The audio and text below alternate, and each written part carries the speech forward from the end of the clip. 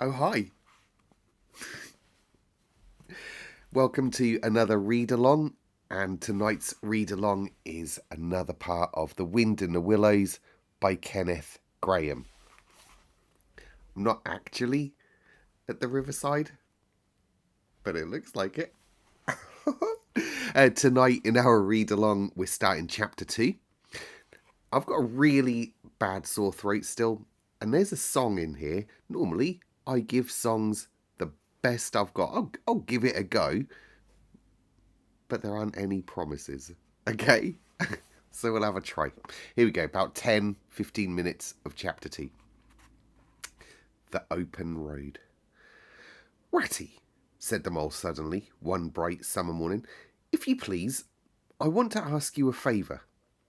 The rat was sitting on the riverbank singing a little song. He'd just composed it himself, so he was very taken up with it and would not pay proper attention to Mole or anything else.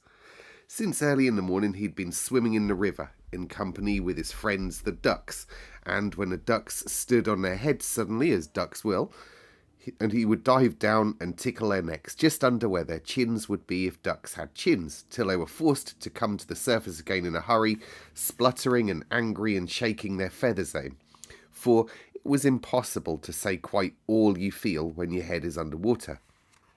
At last they implored him to go away and attend to his own affairs and leave them to mind theirs. So the rat went away and sat on the riverbank in the sun and made up a song about them, which he called Duck's Ditty. All along the backwater, through the rushes tall, ducks are a-dabbling, up tails all. Ducks' tails, drakes' tails, yellow feet a quiver, yellow bills all out of sight, busy in the river. Slushy green undergrowth, where the roach swim. Here we keep our larder, cool and full and dim. Everyone for what he likes. We like to be heads down, tails up, dabbling free. High in the blue above, swift swell and call, we are down a-dabbling, up tails all. I could not get the right tune there, could I? I wish they'd have had a little kind of cue for me. To the tune of... I don't know what I think so very much of that little song, Rat, observed the mole cautiously. He was no poet himself and didn't care who knew it, and he had a candid nature. Nor don't the ducks neither, replied the rat cheerfully. They say, why can't fellows be allowed to do what they like, when they like, as they like, instead of other fellows sitting on banks and watching them all the time and making remarks and poetry and things about them? What nonsense it all is. That's what the ducks say. So it is, said the mole with great heartiness. No, it isn't, cried the rat indignantly. Well then, it isn't, replied the mole soothingly. But what I wanted to ask you was, will you take me to see Mr. Toad? I've heard so much about him, and I do so want to make his acquaintance. Why, certainly, said the good-natured rat, jumping to his feet and dismissing poetry from his mind for the day. Get the boat out. We'll paddle up there at once. It's never the wrong time to call on Toad.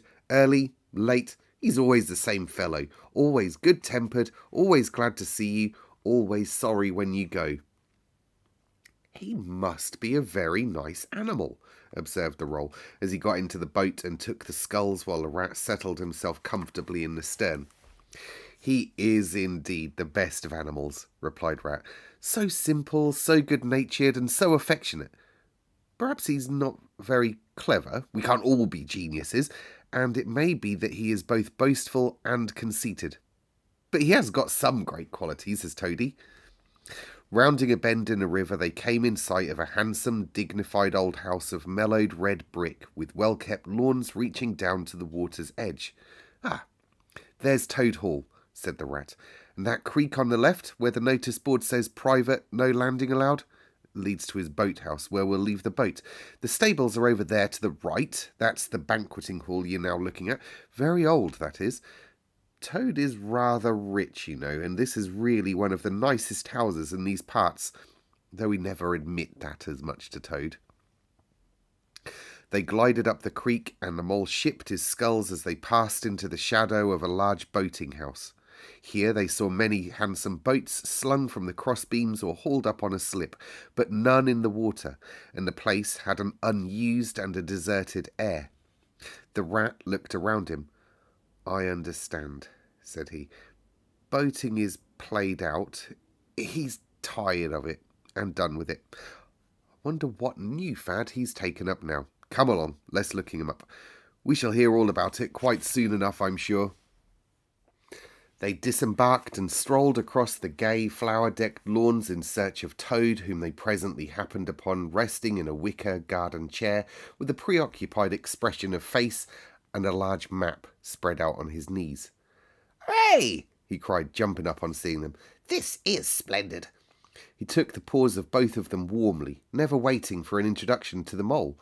"How kind of you," he went on, dancing round them. "I was just going to send a boat down the river for you, Ratty, with strict orders that you were to be fetched up here at once, whatever you were doing. I want you badly, both of you.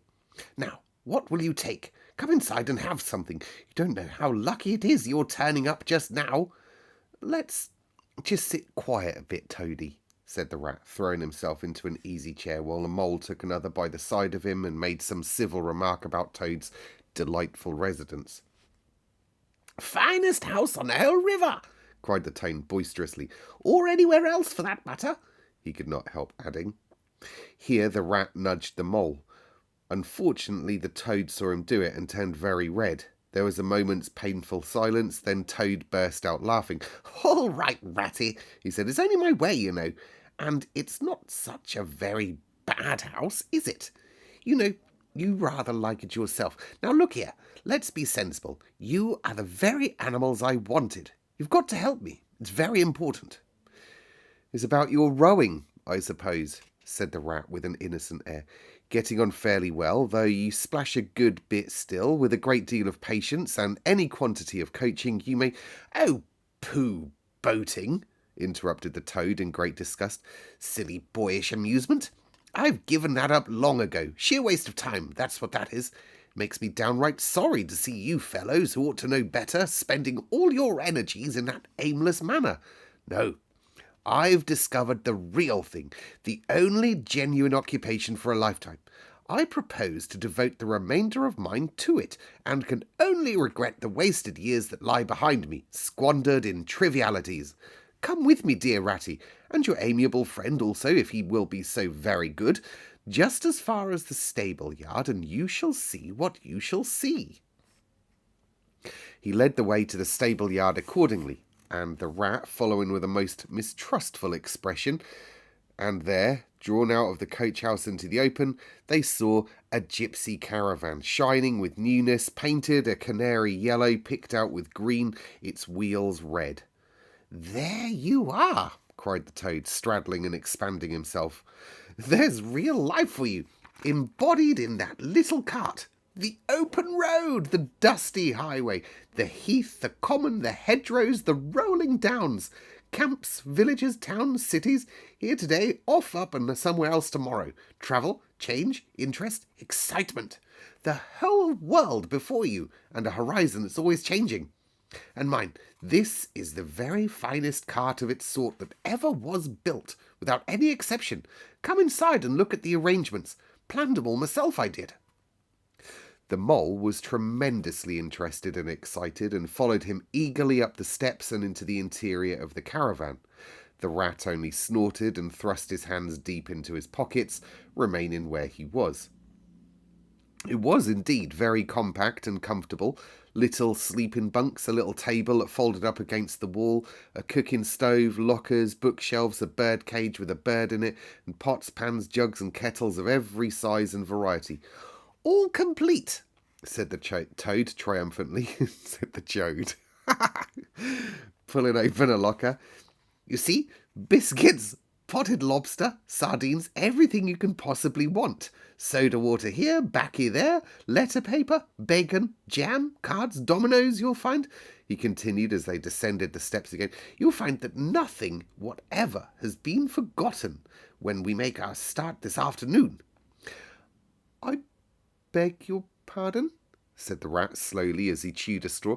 "But did I hear you say something about we, and start, and this afternoon?"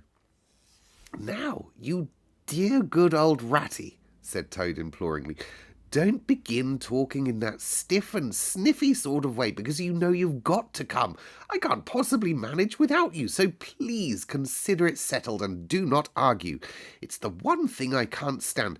You surely don't mean to stick to your dull, fusty old river all your life and just live in a hole in the bank and boat? I want to show you the world. I'm going to make an animal of you, my boy." "I don't care," said the rat doggedly. "I'm not coming, and that's flat. And I am going to stick to my old river, and live in a hole, and boat, as I've always done. And what's more, Mole is going to stick to me and do as I do. Aren't you, Mole?" "Of course I am," said the Mole loyally. "I'll always stick to you, Rat, and what you say is to be, has got to be. All the same, it sounds as if it might have been, well, rather fun, you know," he added wistfully. Poor Mole, the life adventurous was so new a thing to him and so thrilling, and this fresh aspect of it was so tempting, and he had fallen in love at first sight with the canary-coloured cart and all its little fitments. The rat saw what was passing in his mind and wavered. He hated disappointing people, and he was fond of the Mole and would do almost anything to oblige him. Toad was watching both of them closely. "Come along, we'll have some lunch," he said diplomatically, "and we'll just talk it over. We needn't decide anything in a hurry. Of course, I don't really care. I only want to give pleasure to you fellows. Live for others. That's my motto." During luncheon, which was excellent, of course, as everything at Toad Hall always was, the Toad simply let himself go. Disregarding the rat, he proceeded to play upon the inexperienced Mole as on a harp, naturally a voluble animal, and always mastered by his imagination. He painted the prospects of the trip and the joys of the open life and the roadside in such glowing colours that Mole could hardly sit in his chair for excitement. Somehow it soon seemed taken for granted by all three of them that the trip was a settled thing, and the rat, though still unconvinced in his mind, allowed his good nature to override his personal objections.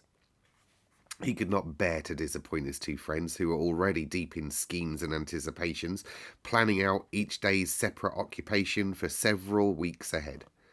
When they were quite ready, the now triumphant Toad led his companions to the paddock and set them to capture the old grey horse, who, without having been consulted, and to his own extreme annoyance, had been told off by Toad for the dustiest job in the dusty expedition.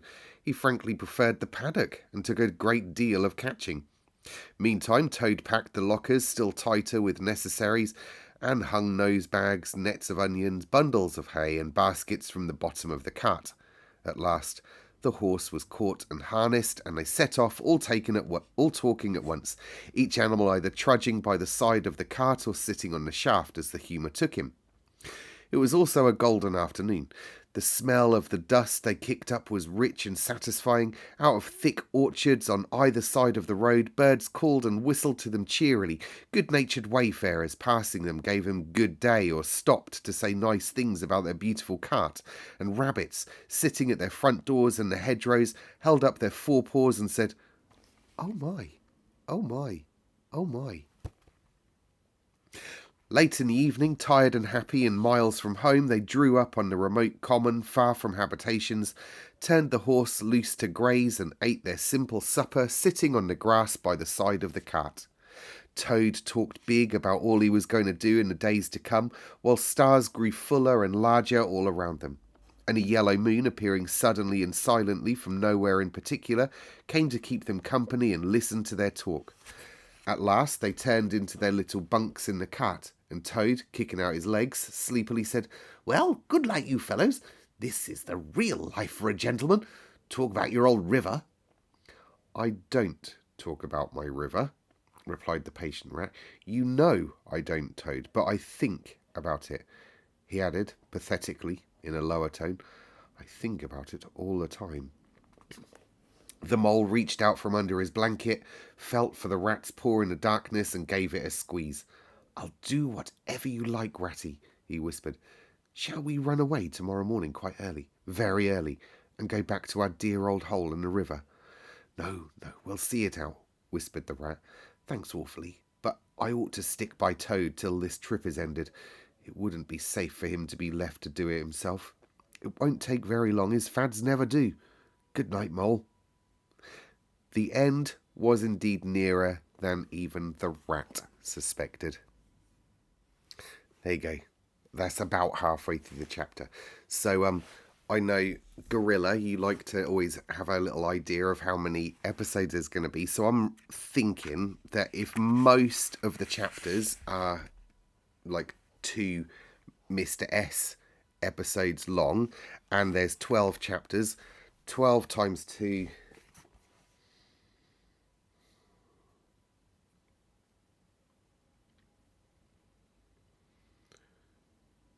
I know already. It's 24. So, give or take 1 or 2 episodes, 24 is our aim, I reckon. So we'll finish this one,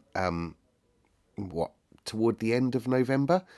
And then we'll see how the feeling takes me, whether I have a week in between. And then we'll start doing Hogfather for our Christmas story. All right. So that's what our intention is. How exciting.